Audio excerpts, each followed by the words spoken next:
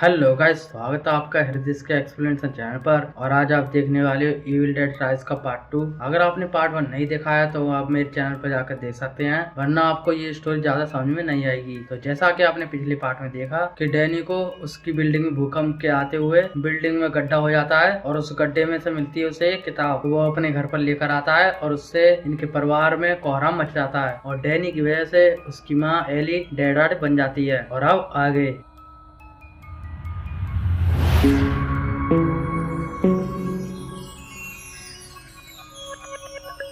और उन्होंने एली को बाथटब में डाल दिया और तभी उसकी आंखें पूरी तरह से पलट गईं और एली तड़प रही थी और बेथ और डैनी उसे काबू कर रहे थे। और तभी वो पानी से निकलकर ऊपर सेलिंग पर चिपक गई, वो भी उल्टा। और फिर वो ऐसे चिल्लाई कि उसने पूरी बिल्डिंग हिला दी। इसके बाद दोबारा गिर गई वो पानी में। फिर वो क्रीपी तरह से बाहर आई और अब वो आ चुकी थी फुल अटैकिंग मूड में। एली एक कांच उठाती है और बेथ के हाथ के आर पार कर देती है। ब्रिजेट बेथ को बचाने की कोशिश करती है लेकिन एली उस पर हमला कर देती है और एली टैटू बनाने वाली मशीन को खुद के सर में घुसेड़ लेती है। और फिर वो फोड़ना चाहती है ब्रिजेट की आंख। फिर वो अपनी जीभ ब्रिजेट के मुंह में घुसाने लगी लेकिन उससे पहले ही डैनी ने उसे बचा लिया। अब वो बोल रही थी कि पहले किसे मारूं, लेकिन तभी उसके सामने आ जाता गैब्रियल। वो सीधा उस पर झपट पड़ी और वो दोनों पहुंच गए बाहर। फिर एली ने गैब्रियल की आंख को बाइट कर उखाड़ लिया और फिर एली ने उस आंख को थूक दिया और वो घुस गई सीधा जैक के मुंह में। और अब गले में आंख फंस जाने के कारण जैक मारा गया। मौके का फायदा उठाकर बेथ दरवाजे का लॉक बंद कर लेती है और बाहर एली ने तबाही मचा रखी थी। उसने एक छोटे बच्चे स्कॉट को उसके हाथ निकालकर उसे मार डाला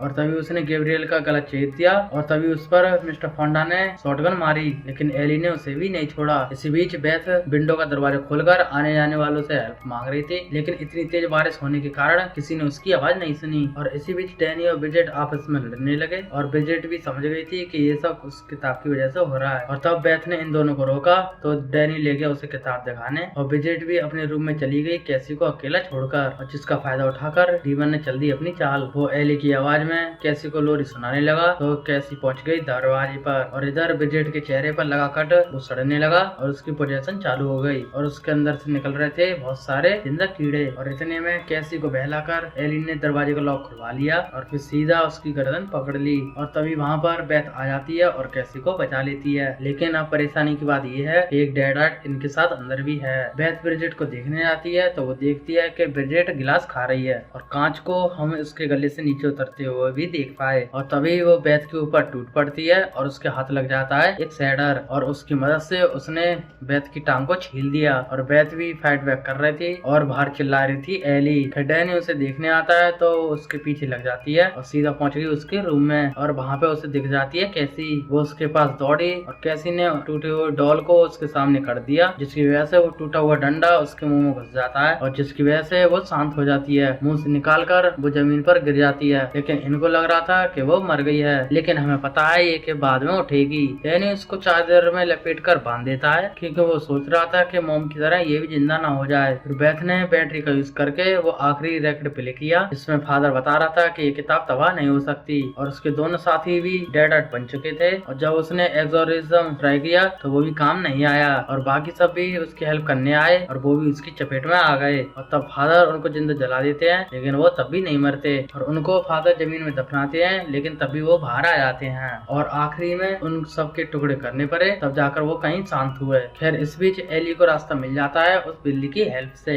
वो बैंड के जरिए बेथ तक पहुंच जाती है और दोनों बच्चे डर चुके थे। और तभी ब्रिजेट ने बोल दिया हमला डैनी पर और तभी डैनी ब्रिजेट पर चाकू से स्टेप कर देता है और जिससे कुछ होता नहीं है। और ब्रिजेट ने चाकू निकालकर डैनी की बाह में घुसेड़ दिया और उसके मुंह पर कर दी खून वाली उल्टी। और उसने कई बार डैनी की छाती पर स्टेप किया लेकिन इस बार डैनी ने जला दिया उसे। और इतने में एली बेथ के पास पहुंच चुकी थी।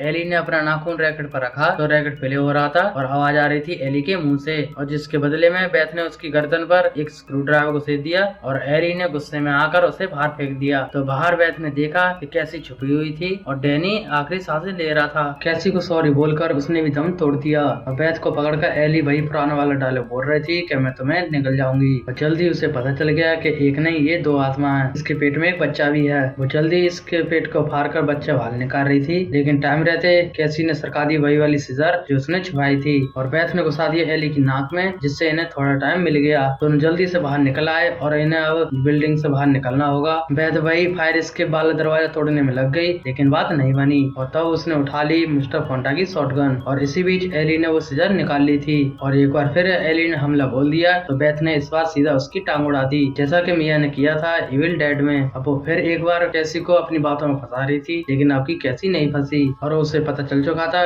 कि ये इसकी मॉम नहीं है। बेथ एली का खेल खत्म करने वाली थी, लेकिन तभी डेड मिस्टर फोंडा ने उसका पैर पकड़ लिया। गोली तो चल गई, लेकिन उसका हाथ गया। बेथ ने शॉटगन से मार कर मिस्टर फोंडा का सर फोड़ दिया, लेकिन इसी बीच डेड डैनी और ब्रिजेट अपनी मॉम के पास आ गए। हम देखते हैं कि वो दोनों रो रहे हैं और फिर तीनों हंसने लगे। जितने भी लोग मर चुके थे वो अब बन चुके हैं डेड और डेड बनकर वो बोल रहे थे डेड बाई डॉन और वो सब इन दोनों के पीछे आ रहे थे और ये छुप गए लिफ्ट में। लेकिन तभी लाइट आ जाती है और पूरी लिफ्ट खून से भरने लगती है। इसी बीच डैनी और ब्रिजेट अपनी मॉम का मास्क चीर कर उनके अंदर घुसने लगे और अब ये तीनों मिलकर बनेंगे एक डेड क्रिएचर, जैसा कि उस किताब में छपा है। लिफ्ट पूरी तरह से खून से भर चुकी थी और वो क्रिएचर उस लिफ्ट के ऊपर चढ़कर उस पर हमला करने वाला था और जिस वजह से लिफ्ट बेकाबू होकर गिर गई नीचे। लिफ्ट के खुलने से सारा खून बाहर आ गया और अब बेथ कैसी को उठाकर ले जाती है पार्किंग लॉट में। अब बेथ जल्दी से वहाँ से कार लेकर निकल रही थी, लेकिन कार का पहिया फंस जाता है गड्ढे में और तभी वहाँ पर वो क्रिएचर आ जाता है। लेकिन तभी गेट बंद होने लगा, फिर दोनों जल्दी से भागे। केसी तो अंदर चली जाती है, लेकिन बेथ रह जाती है और वो क्रिएचर कैसी को खींच कर ले जाता है मिस्टर पांडा के ट्रक में। वहाँ पर पड़ी वो चेनसो से उसे चीरने वाला था, लेकिन सही टाइम पे आकर बेथ उसे बचा लेती है और तभी वो क्रिएचर चेनसो फेंक के मारता है तो बेथ नीचे गिर जाती है और शॉटगन भी उसके हाथ से छूट जाती है, लेकिन वहाँ पे पड़ी हुई थी चेनसो। खैर वो क्रिएचर बेथ को